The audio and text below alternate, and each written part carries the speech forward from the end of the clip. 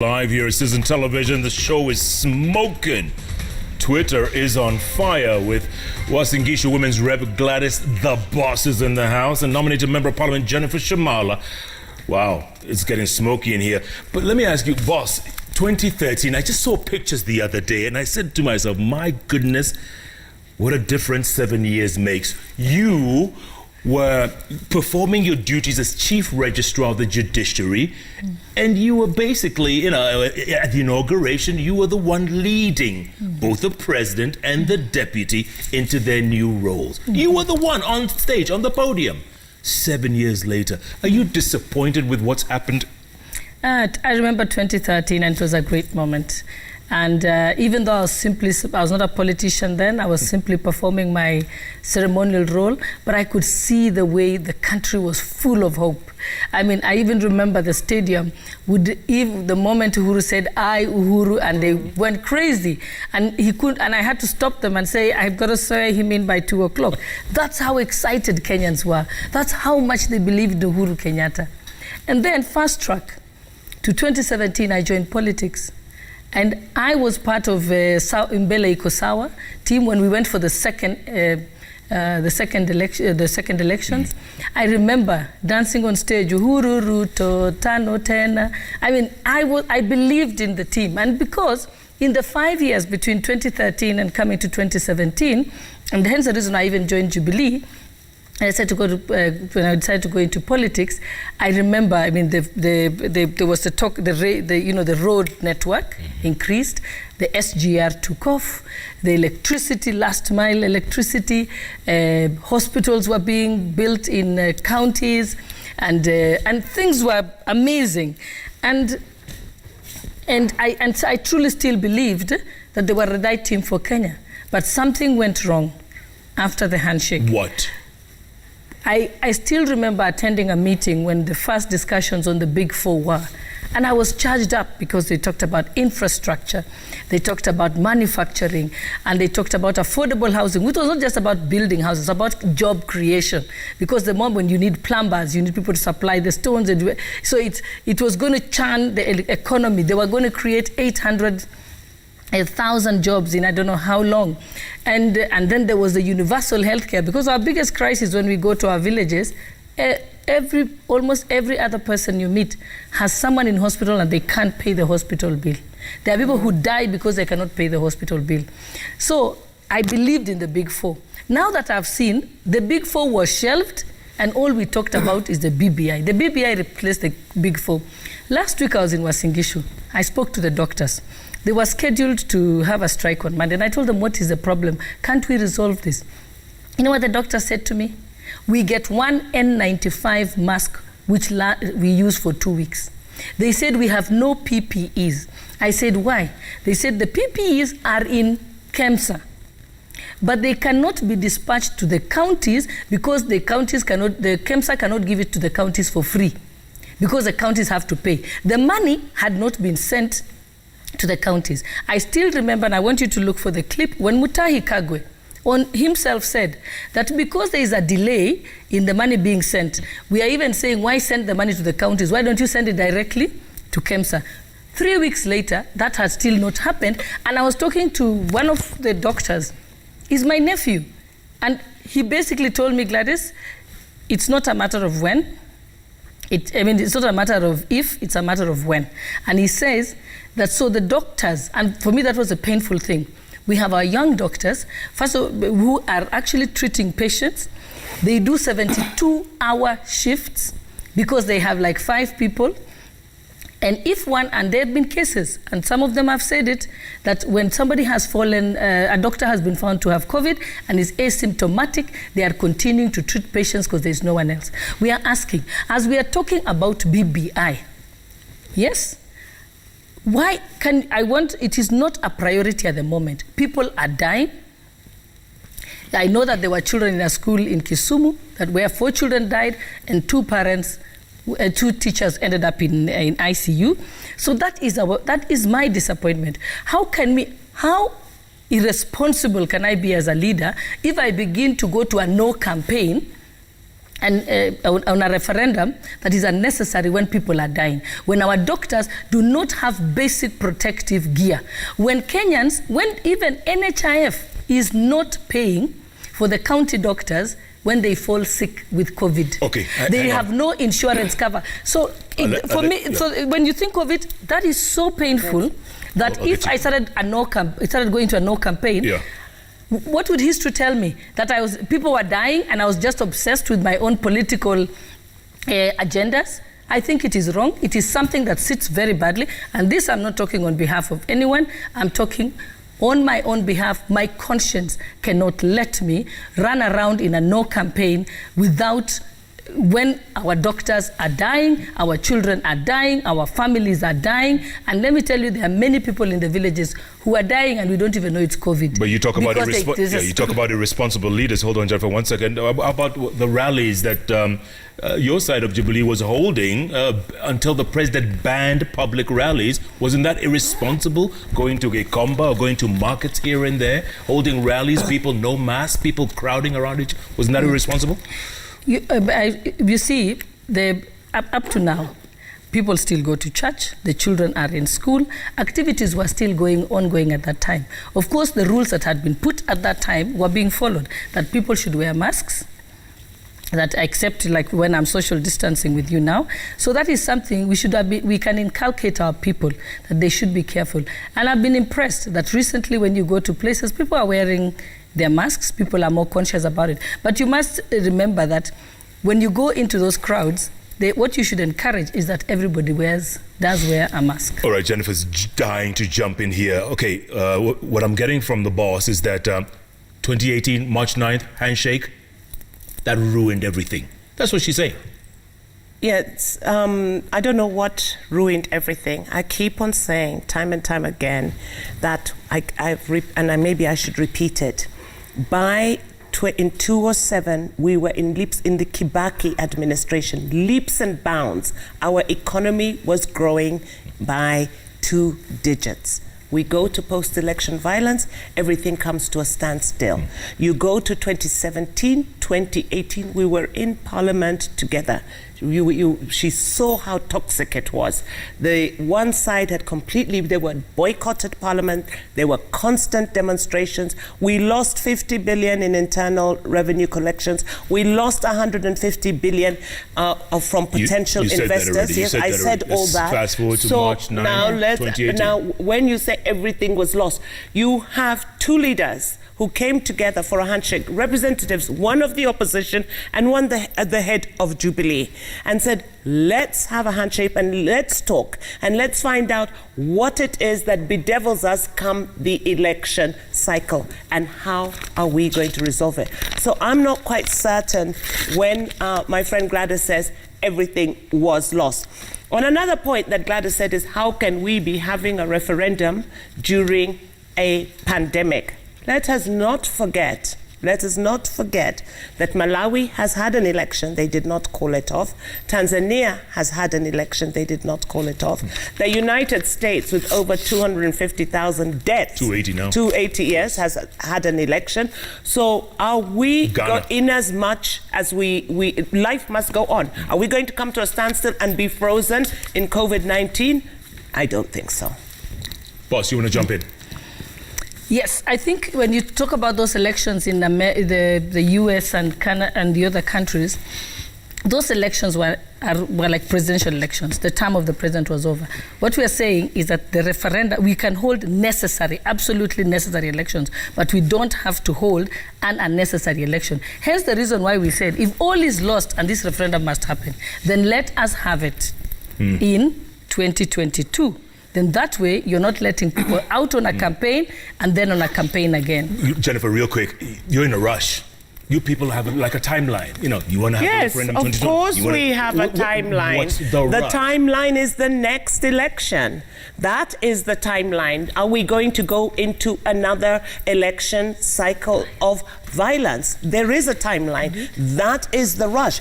Having said that, again, I want to respond to something that Honorable Gladys Shollei brought up, where she talked about, I think, did you mention the fact that on the ground your people are not for the for the...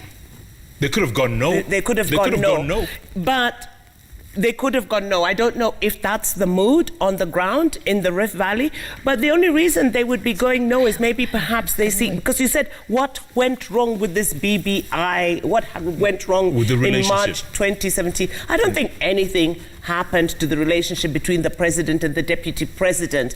I think that they were issues about the diluting of the presidential system and going into a more all-inclusive system and a parliamentary system. I think those are the issues, and it may not necessarily be the leadership at the top, because the beneficiaries of those leaders are the ones who push you and say this is the wrong thing to do, because they become the ultimate beneficiaries, the people closest to power. Boss, let me ask you this. You were at Bomas, right? You were at Bomas, and the president... No, I wasn't at Bomas. I didn't get an invite. I was. Oh, Oh, okay. Neither was I invited to Naivasha, even though I begged to be invited. I really wanted to be invited, and I wasn't. Did you at any point submit your views, your viewpoint about the BBI? Yes. Gishu? The Kenya Women Parliamentary Association did present their views in Uasin Gishu. When we heard that they were at some fancy hotel, I remember because we'd had in advance, and we managed to have the farmers and the milk farmers to be able to give their views. So I did mobilize people to give their views. So when people say we didn't give our views, we gave our views. But I don't remember any Kenyan anywhere and up to today saying that we want 160 members of parliament plus, surely. Yeah. Have you ever had a Kenyan saying they want extra MPs? No. In fact, they don't want extra MPs. That is too bloated, by the way. I'll get back. So where did they get that proposal? Where did that proposal come from? So I think let's be honest with ourselves. They went out to get their views, but and those are some things we asked to interrogate. We want to see the minutes where Kenyans say we are happy with 650 members of parliament. And I'll tell you that when you speak to people on the ground, I know that immediately the signature started. I was at a church event, and people said, we don't know what to do. The chiefs are telling us, if you come to ask for those letters for identity card and so on, the chief tells you, lazima uweke sahi kwa hii kitabu. And if you look at those signatures, the way when they are collected, it says, I have read, I have been explained to, and I have understood, and I agree. It's assumed. Is that you have already read the document by the time you give your signature. We know that there are no copies out there. So how is it, who read it? At all. So and that's one of the things is it angers people. In fact, the reaction of my own constituents was like, let's go no. And I was hard pressed to tell them, no, maybe we still have an opportunity to interrogate this document. So we are trying to, because they can see it's clearly forced. So don't assume that Kenyans are not very aware of what is going on. They could see, because they could see the BBI went on and suddenly the signatures are being collected. Yes, it is easy to get 5 million signatures if you are using the county commissioner. I also want you to pick the clip of the signature launch in Nakuru. I think one of the county commissioners or one of those commissioners was speaking. And I still remember that clip because it was raining and somebody was holding the umbrella for him. And I think it was the one that Lee Kinyanjui and the others were. He told people, do you want to be burying your children? If you don't want to be burying your children, then you should sign this document. First of all, that is such misleading information and inflammatory information. There is nothing in that document that will change Kenyans overnight and say that we will never have competitive and divisive politics. And let me tell you, the nature of elections is that it is divisive and it is competitive. But it doesn't. The only difference is the division and the competitiveness ends the time the electioneering period ends. And when somebody concedes, that is why it's a gentlemanly thing to concede, and the story ends, and after that, the president becomes the president of all Kenyans. Yeah, but guys, that's wishful thinking. Huh? This is Africa. This is nobody. And that's why we said devolution is a beautiful thing. In fact, if we empower devolution very well, it will reach a point where it won't matter who is the president, because the president cannot take away the resources that is supposed to be in the counties. That one, it is not. He has no power whatsoever. So it does not matter who's president. I was going to tell you about Bomas. You were there. Yes, I was. The president alluded to his deputy when he says, yes, we were all going on that same path. We're all on the same vision. Yes. It's like a 4x100 meter relay where you pass the baton to the next guy and then the next guy and the next guy. And as he was going forward to pass the baton, he saw the deputy president running in the opposite direction. Please allow me to answer that. Okay. I come from the athletic world. Let you are the home of champions. Yes, the city of champions and the source of the champions. Let me tell you, in relay, in fact, that was the wrong analogy to use, because now it works with what we are saying. In relay, you have what you call the 20-meter takeover zone, which means 10 meters back or 10 meters forward. The athlete is supposed to take the baton on flight, not when they are stationary. Yeah, on flight, not running backwards. Go on, finish your point. I have watched enough relays. You do not run backwards to collect the baton. You start running and you have your hand outstretched, yes? But what the president Jennifer's not understood, when the takeover zone is 10 meters forward and 10 meters backward, which means you can move back up to 10 meters. All right. And then start your running. Yes. Okay. So it is that is. So first of all, let's not use that analogy. It's the wrong analogy. I don't think that's what the president said. He didn't say we were in the 10 meters. He said he was running in the opposite direction. But that's a good point. But that's also an important point. No, I think maybe we better look for a better idea. And let me ask. The thing is, the president, when he was running, he ran in 2002, and he lost. He didn't stop political activity. He participated as opposing the 2005 referendum. Did Kibaki begrudge him the decision to do that? No, because that is the nature of politics. People don't necessarily have to agree with you, and many of them. But he was the leader of official opposition. Yes, he was. Let's not ever forget that. He was the leader of the official opposition. But it was not only the leaders of official opposition that joined the 2005. It included people that had actually been elected together with Kibaki. It was included people who were part of, was it called the Pentagon? Right. Yes. So people shift. Yes. When it doesn't mean that once I take a certain political position, I'm stuck to it. When I see something is going wrong, I am entitled to disagree with it. And so this is happening in our history. So why do we make it look like it is so odd now? But if I may, Gladys is suggesting that the deputy president shifted. And if he did shift, which I haven't... That is not my suggestion. Those are your words. I could be wrong. You're wrong. Shifted out. He hasn't shifted. He's still the deputy president of the Republic of Kenya. Let us remember Uhuru was in the government and he was being opposition. Right. So the point is, if you shift, and when you shift, you then either resign or you state yourself as opposition. Yes, this is the honourable thing to do. I think it would be unfair. I'm not saying it. Please let us not refer to the deputy president, because I am not holding his brief, and I have not said he has shifted. So please do not use that. I said people shift. I have shifted. I am talking about myself. All right, then I take it back. Yes. But so you are in the opposition. Since you have shifted, you're in the opposition. So the honourable thing to do in most countries, if you first of all, I've not said I'm in the opposition. I have said on my views on the BBI. On the BBI. Okay. Right, the moment, in fact, if you remember, I was greatly opposed to the BBI.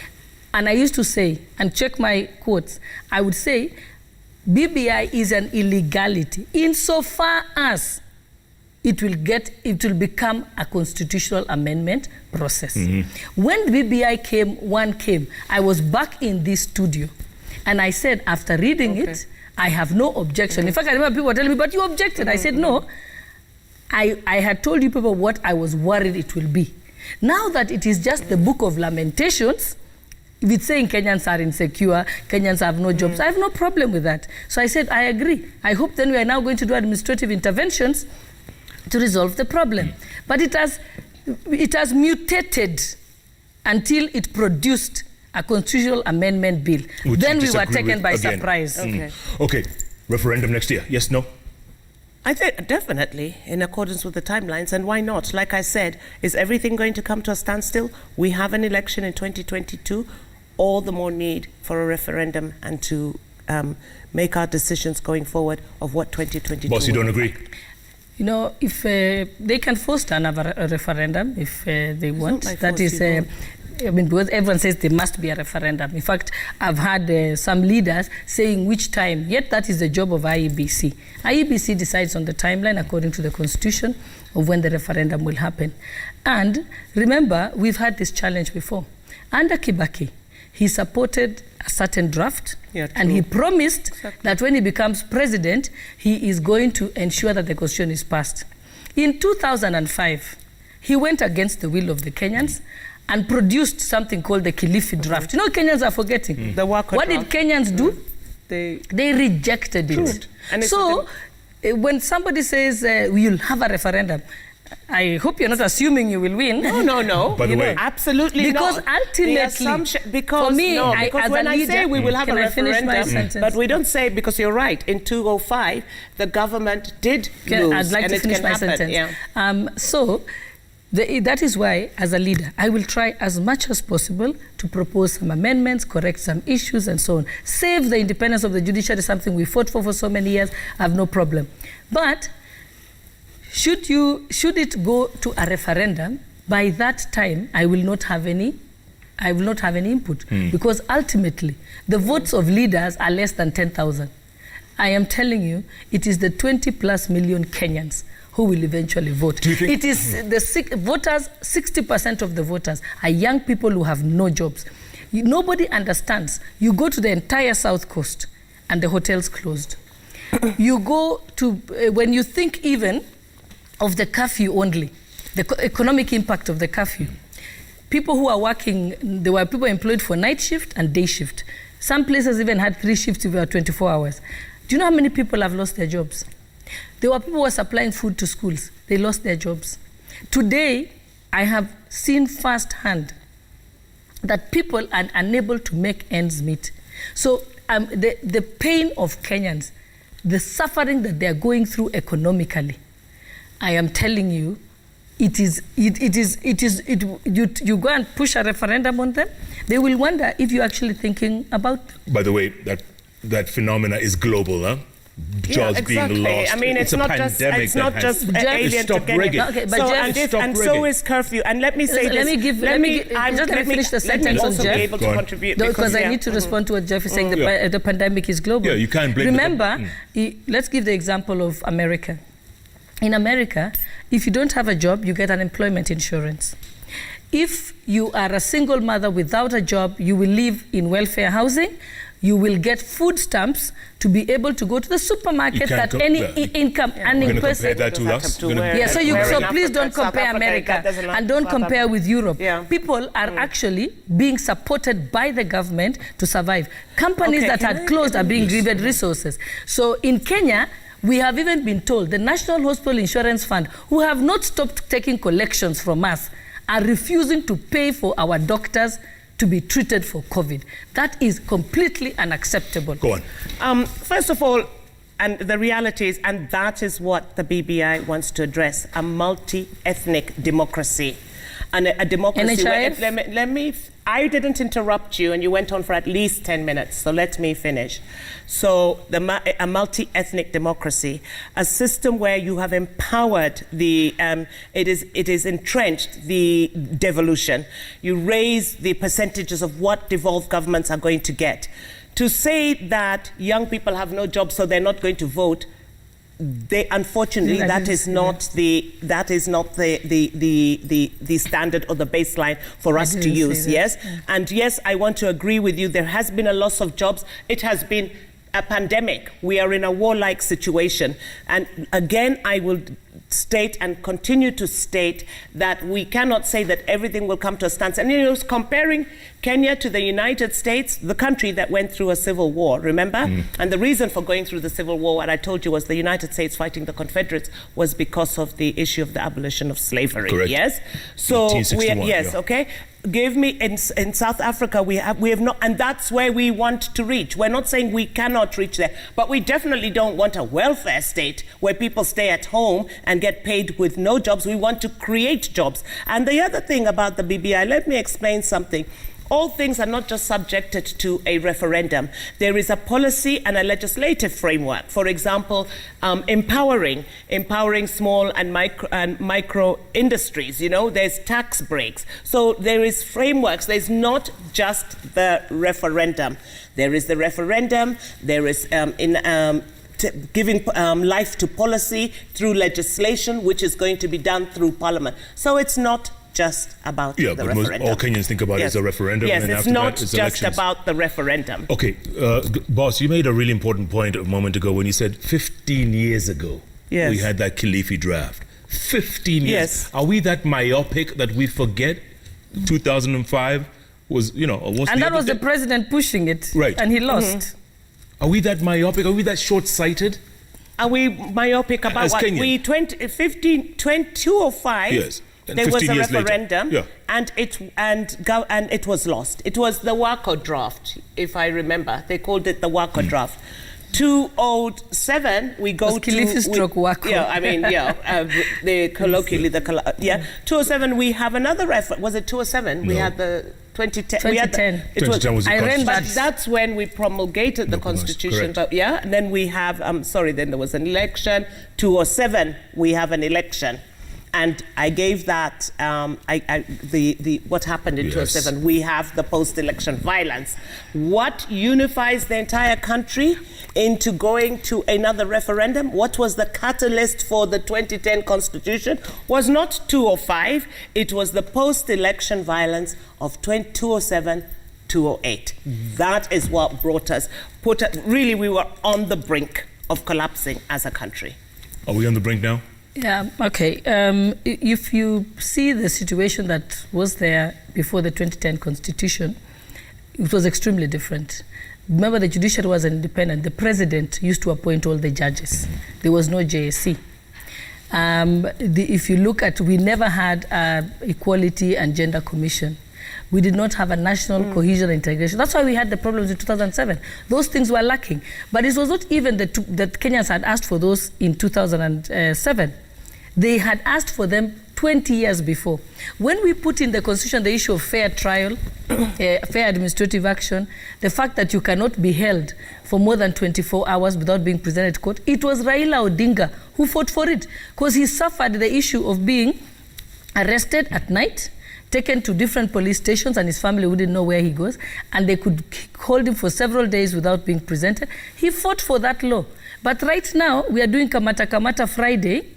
We have actually gone back to where we started. And the 2010 Constitution was the most consultative constitution-making process in the entire world. It was, and you will read any article and they will tell you. You go to the Library of Congress in the US and you will find the audios and the minutes of what transpired when the constitution process was being made. So it did not start because of 2007. It had been pending for a very long time. From the time when there was the treason trials, I still remember watching Mwite, Anyona, Haminwa being prosecuted. By then it was Philip Murgor was the DPP. I say and those days, I remember sitting in, I was a young lawyer, a student lawyer, and Paul Mwite actually was on the other side. And Paul Mwite was defending the group, the Anyona group. And he read a document which said, Moi started his career in the Legico Council. And Paul Mwite read it and asked, is this sedition? Because that's the document that had been used to arrest one of them and to hold them in detention without trial. So that constitution process, making process, was to cure those problems. Now, before we even implement, and they are now in the Constitution, already if I may, we are saying that we require if to I change may, them. that's exactly what I said in the beginning. The constitutional amendment process has continuously gone on in this country.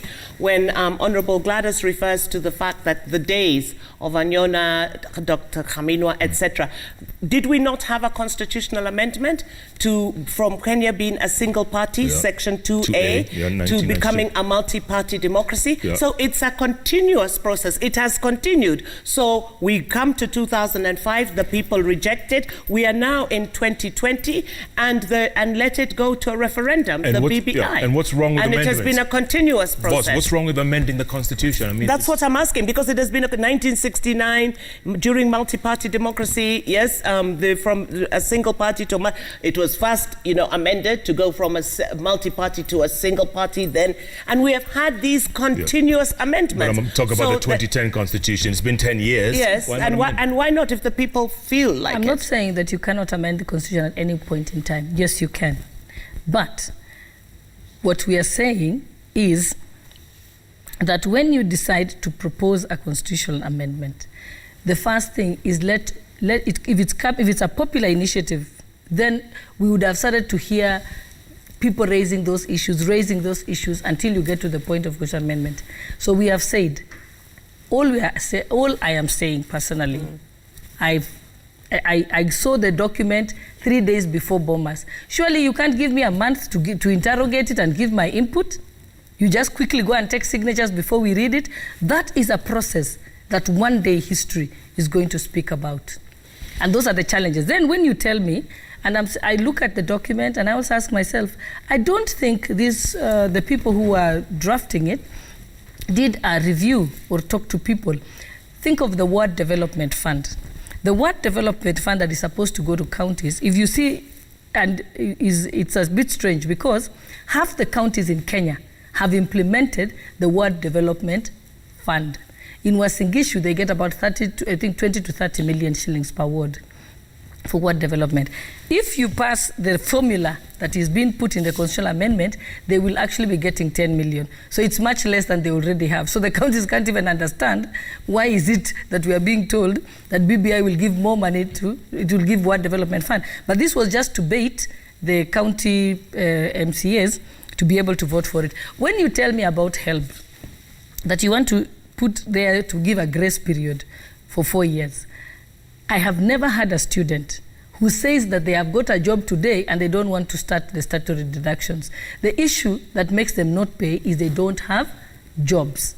So even if you say that you're giving them a grace period for 4 years, I know students who have been at home for 9 to 10 years after graduating without getting a job. So please, we don't need a break from help, we just need jobs.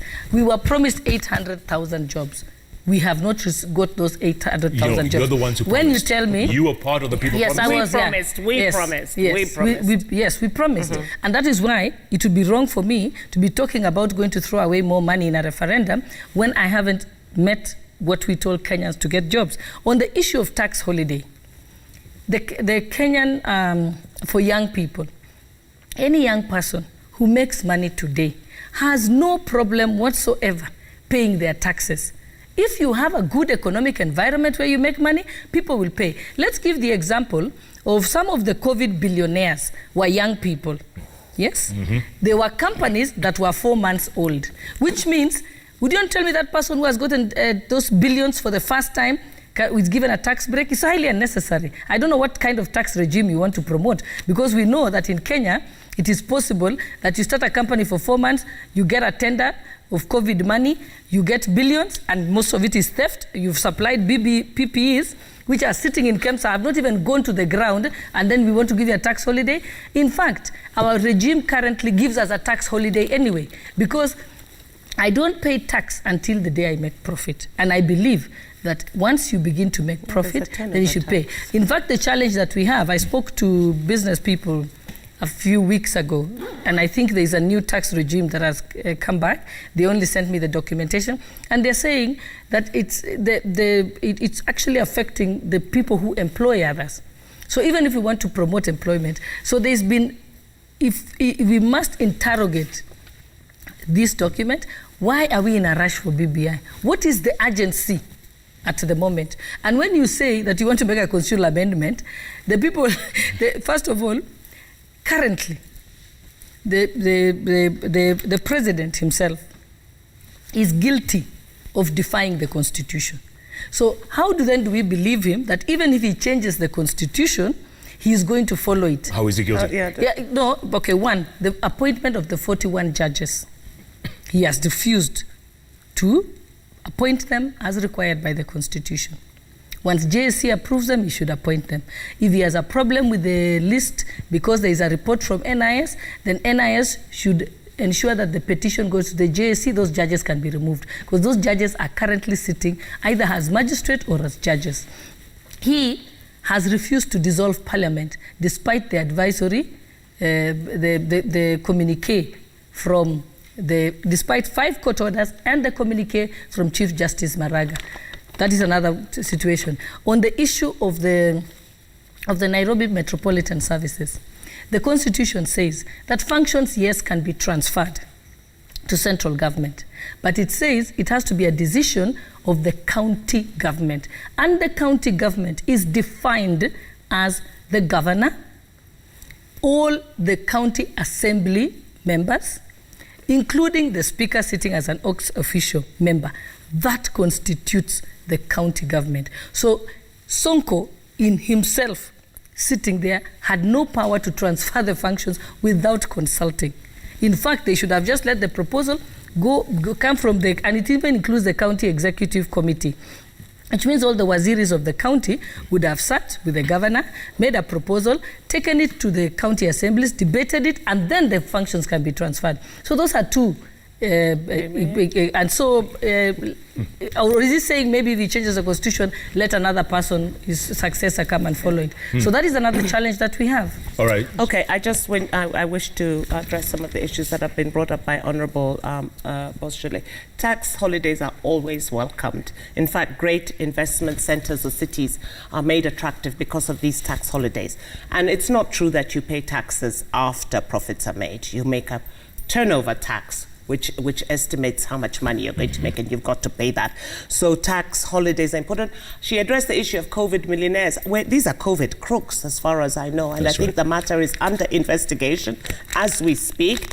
And as we speak, Ethics and Anti-Corruption, along with ODPP, are in consultations. I think they're in the final stages, from what I hear out there, of making either decisions as to who they're going to charge. So we cannot talk about COVID millionaires and them being given. You don't give tax breaks on criminals. It just doesn't happen like that.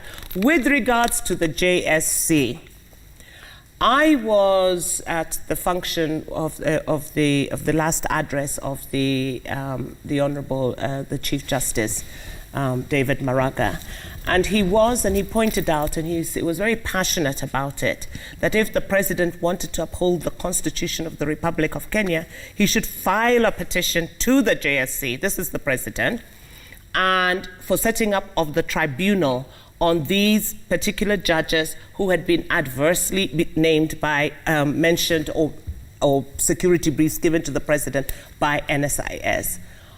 With all due respect to Honourable Maraga, I was completely befuddled by this statement. The NSIS cannot even report to the Deputy President of this Republic of Kenya. He reports to the Commander-in-Chief, just like of the Republic of Kenya. So do they expect His Excellency Uhuru Kenyatta to draft an affidavit, attached to this affidavit NSIS reports? Don't you think, and this is the question that I will ask the Kenyan people, don't you think that those adverse reports were out? I shall tell you something about myself as an advocate and as a member of parliament. I have made 2 complaints to the JSC, 2 complaints against 2 judicial officers. This is over a year ago. To this date, I have never received an acknowledgement of my complaint. I have never received a progress report on this complaint. If that is me, then what of Wananchi? There is no, people are charged in the Republic of Kenya. They're taken to a court of law. We can all see that they have been charged, isn't it? photographers are there. Why is it that when a complaint has been made against a judicial officer in this country, nobody knows and how many complaints have been made about this judicial officer? And these are the sort of issues that BBI is trying to address when they want an independent ombudsman. My friend Gladys Shollei has been a victim of that same judiciary. And I side with Gladys on the issues that were raised. We know, let's not be politically correct on what is going on in the judiciary today. Okay, at least you agree on something, ladies. Can we look at some tweets? Do you mind? Otherwise, we're going to be here all night. I know. Okay. Carlos Bazenga says, if the BBI train is truly an inclusion unity train, why has it left some Kenyans at the station crying for consensus? Me, I'm one of those You're left at the station, station. saying stop that train. Moses Waleo says these politicians should understand that we are not their followers, but we only entrust them with the leadership through our votes. Absolutely true. Absolutely true. You agree? Yes, absolutely. Brown Sankale, can those pushing for BBI first think of Kenyans who are in pain and suffering in hospitals? Can they give doctors what they want for them to save lives? You listening? Yes, absolutely. Frontline workers. Yes. Frederick Okango says, it is the will of Kenyan people to get all the desire amended in COK 2010, right? Constitutional Case 2010, today and not tomorrow. We must strengthen devolution, enhance two-thirds gender, stop corruption at all. Kenyans can no longer postpone their problems. Is BBI going to solve all of this? Some of it. I hope that's why I said constitutional making is a continuous process. It doesn't stop at one amendment. I mean, the United States have had their amendments. They had their 13 amendments, which were the Bill of Rights, 11 or 13. Correct. So it's continuous. By the time I left America, it was and they're like 26. a far much older democracy than we are. 240 years. Yes. Bora Collins, BBI train should stop and allow more people on board. Gladys, the seats are enough for all of us. Why the hurry? Why leave others out? If really it is genuinely about unity, no one should talk about Meli. Kungoa nanga na milango kufungwa. Okay, yeah. Okay. You're also challenging Kiswahili like Jennifer. You private school kids, huh? No, it's just the accent. It's Doctari instead of Doctari. Doctor. Yeah. Ometa Yusuf, BBI has no constitutional timelines, no need for hurry and all. It ain't a priority in the prevailing circumstances. Kenya needs to focus on pressing needs that affect the people. Bread and butter issues. Yeah. Right? And bread and butter issues. This hurry, again, I ask you, what's the hurry? It's the election. The next election. 2022. Are we going to go into another cycle of violence? Giving you the statistics that I gave you of 2007, but who said we're going to have 2009. violence? Because we had 2007. The only in between was 2012-2013 election. So looking back and at the patterns, we must assume that there will be. There was violence in was it the 2017 election? Okay, Mwando Vickery. Corruption is the recurrent risk that continues to destroy the economy. Corruption erodes the moral fabric of society. I agree. We agree. Violates the social and economic rights of the vulnerable, undermines democracy, subverts the rule of law, retards development. Exactly. BBI is the cure for this, Vickery says. Okay. All right. Jay Odochie, we have a lot of expectations as Kenyans and we cannot do away with a simple task ahead of us. Let's solve everything step by step in a sober manner. Great advice. Great advice. David Ochola says, JKLive asked Honorable Gladys Shollei, when did she and her team realize that young people have no jobs? When did they realize doctors are in need? When did they realize the economy is not doing well? Yet they have been in government for 8 years now.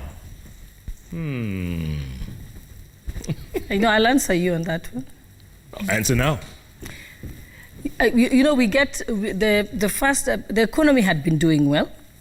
It's somewhere from, I think, started going around from 2018, to end of 2018 towards 2019. Right after the handshake, huh? Yes. Right after the handshake. We got statistics. Actually, the last ones were posted because of the resistance. They were posted in April. in April, we had lost 1.7 million jobs. This is from the, I think, from the statistics, because government of that, statistics. the usual election cycle. No, this was it just April. supports, yes, but it doesn't happen in one day that you wake up and people have lost all of it was the usual COVID-related. election. 2018. The ones, no, I'm talking about the ones. okay. 20, this year, this year, April, we already had lost 1.7 million jobs. Yeah. Right now, there's more have been lost actually. So yes, there is indeed a bigger crisis. And also remember that majority of the kids go to school in private schools, not the high-end private schools, but there is the middle level to lower income private schools. And those schools were a big business in our communities. They hired teachers, they hired groundsmen, they hired people to work in the school, they got caterers, people who supplied food and so on. Those and now they are required to continue paying rent, yet they have no students. So even just the closure of schools, you know the way TSC is big in Kenya, the teachers are a big voting bloc, it just tells you the education industry is one of our biggest main business. And your point is, I mean, it's all corona related, isn't it? Yes, and that is why when you have a pandemic, I'll give you an example. When someone is sick in your family, what does the family do? They channel all resources to the sick person. We sell our cars, we sell our land, we sell everything. We deplete our savings to treat the person who is sick in the family. And that is what is happening to a lot of families. But Kenya is like a family. Right now, we have people who are dying. We must channel all our resources first to save lives. Because even if you have that referendum, who is going to follow that constitution if we've lost half our young population? And if we've lost all our doctors that we have spent many years training? Yeah. Why don't we use that money, instead of making our doctors work for 72 hours, why don't we have 2,000 doctors are here who are unemployed? Why don't we even prioritize employing those doctors so that they can go into the system? This family you're talking about called Kenya, is it dysfunctional? Yes, we're having challenges, yes. I mean, everyone can see it. Ask anyone on the street. DJ And then, Jeff, you know, the issue that everyone seems to say there's going to be election violence in 2022. The way I've seen Kenyans this time, they've matured. When there was the elections, the by-elections in Kibra, there was a time, there was no way somebody like the deputy president or Jubilee could enter Kibra and or Jubilee could field a candidate. It was extremely difficult. But remember, when what was being done, Raila Odinga was on one side of Kibra having a rally. The Deputy President William Ruto landed in a chopper and had a rally. They didn't fight. There was no but fight. It's one thing of a deputy president with his security details. A few months ago, when the deputy president went to Kisii, many people said that there's going to be violence. It was the most peaceful rally. So Kenyans have matured. Let us not think that Kenyans no longer. Look, even what happened at Kenol. It was stage managed, but within no time, people calmed down and everything. People died. People died. Yeah. People did Kenyans have. I think let's not think that Kenya is the Kenya of 2007. They did. People died in Kenol. DJ Babudi says, I don't think the point of a referendum is to flex muscles. Yes. It's a platform to give citizens a chance to make a choice. If the choice is yes, then you implement it. And if it's no, exactly. It's not a competition. Exactly. Thank you. Did you just finish my tweet? Okay. Yeah. Sorry. Yeah. Ladies, closing thoughts going forward. Jamhuri Day week, 57 years later. Are we disappointed? Let me start with you. No, I'm not. Well, we are 57 years later. Hope deferred makes the heart sick. If I were disappointed in my country, I could have left. 5 years ago, 10 years ago, immigrated and gone where? Somewhere. I'm not disappointed. Why would I be disappointed in my country? Do I get upset about certain issues? Of course I do. Do certain things anger me? Of course they do. Do you think that when I open the papers and read about these COVID millionaires and this corruption, on and on and on and on, I'm not frustrated? Of course I am. There's lots of things, but why are we cannot, as leaders, say that we're disappointed and we've given up. That's why we are leaders. And in whatever we have been called to do, we make the little we can do to make that change. And it's an incremental change. So I'm not disappointed. Yeah. Okay, well put.